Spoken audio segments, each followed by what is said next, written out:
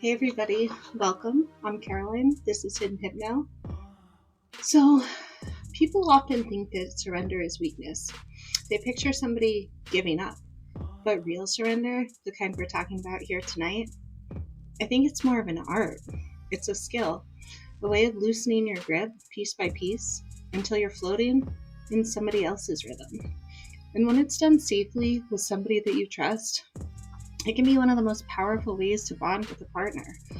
Whether that's in hypnosis, in play, in a private kink dynamic, or a hypno kink dynamic. But before we go further, there's something important I want to talk about for a second. Sometimes when you go under deeply, your brain and your body, they flood with feel-good chemicals. Oxytocin, dopamine, serotonin. It's the same cocktail that makes you bond to a lover, a best friend, a newborn baby. Because trance stimulates intimacy. It's intense, one-on-one, and deeply focused. It's normal to feel warmth, affection, even a rush of euphoria towards the person that's guiding you. But I think here's the truth of it. That feeling doesn't always mean love. I mean, it doesn't always not mean love, but yeah, it doesn't always mean love.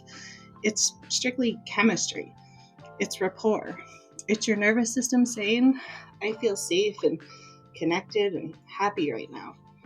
And this is why even experienced hypnotherapists warn their clients. Be aware of transference. Be aware that your heart might confuse safety for romance, closeness for love. And it's also why an ethical hypnotist, therapist, or partner will keep those boundaries clear. They'll protect you from that confusion and never exploit the connection for their own gain, unless you want them to. So, if you've ever walked away from a trance thinking, I'm in love with them, you're not weird, you're human. But those feelings are usually about the state, not the person. And understanding that keeps you safer. Because the art of surrender isn't about falling for anybody. It's about falling into yourself. Well, maybe sometimes it's about falling into somebody. I really wish that I knew how to wink. I don't, so I do this. Because I would have winked at the end of that sentence, and then when I did it, I realized how weird it probably looks. Sorry, moving on.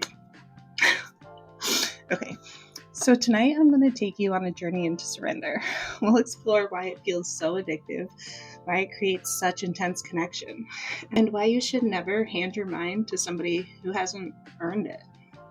And by the end of it, who knows, maybe you'll feel how easy it is to melt for a voice that you trust. So, control feels safe. We all grow up learning to hold on to our bodies, our thoughts, our choices. That's how we survive. It's sort of how we learn to grow and to thrive. But surrender, sometimes that feels inevitable. And it's not about being weak-willed. It's about focusing so completely on something or someone that the rest of the world just fades away.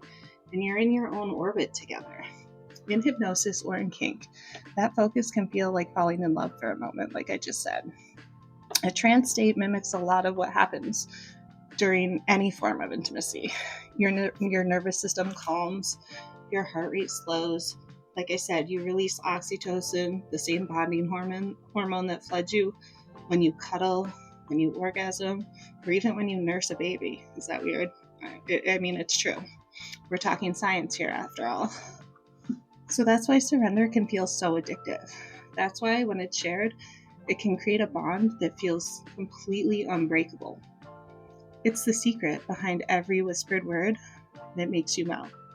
Every moment you feel yourself slipping a little bit deeper, a little bit further, becoming a little bit more theirs. But here's the truth that nobody likes to talk about.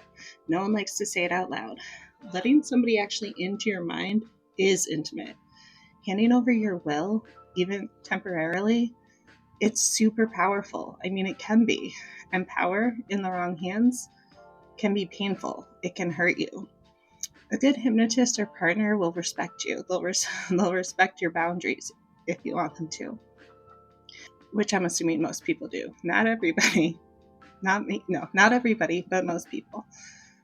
They'll build trust slowly. They'll give you back control whenever you want it. And they'll never keep you there, never using trance to push past your limits, especially when you're not ready. If somebody asks you to surrender but won't show you their hands, their heart, or their honesty, I mean, you should walk away, no matter how difficult it is, because surrender without trust isn't play. It's just exploitation. So tonight, as you listen, remember, this is all your choice. You decide how deep you go.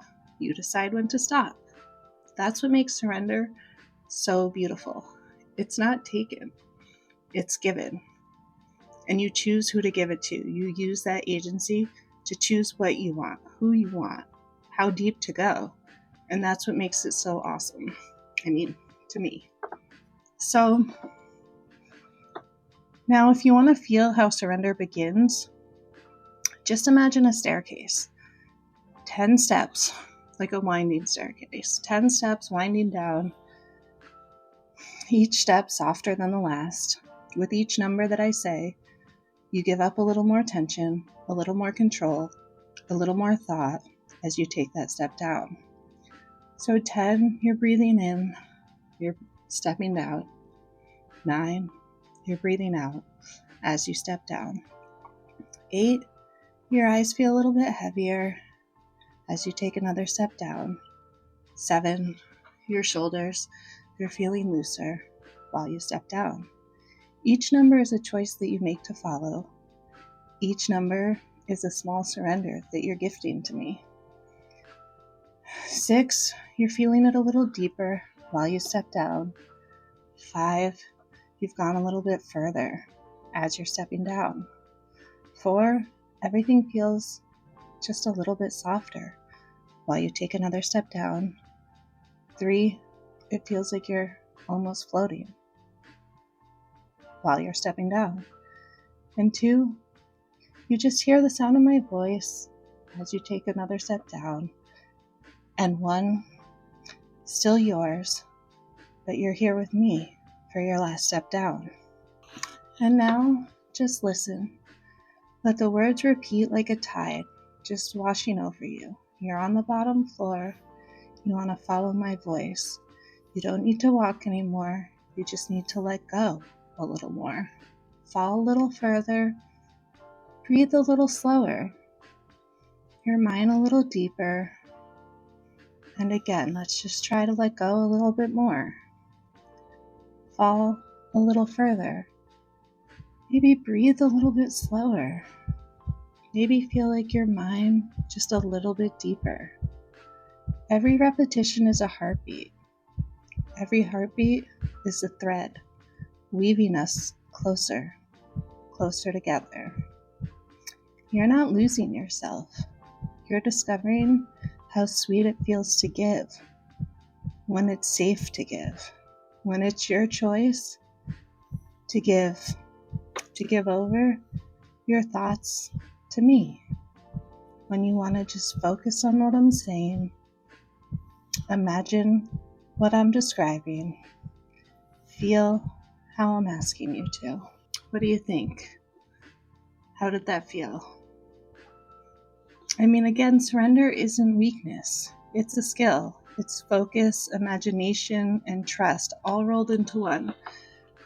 I remember in the beginning when I was, having different sessions with different people, different experienced hypnotists, and I would always get embarrassed if I felt like it was taking me a long time to slip into trance, and they'd be like, just use your imagination. You're a great writer. You read a ton.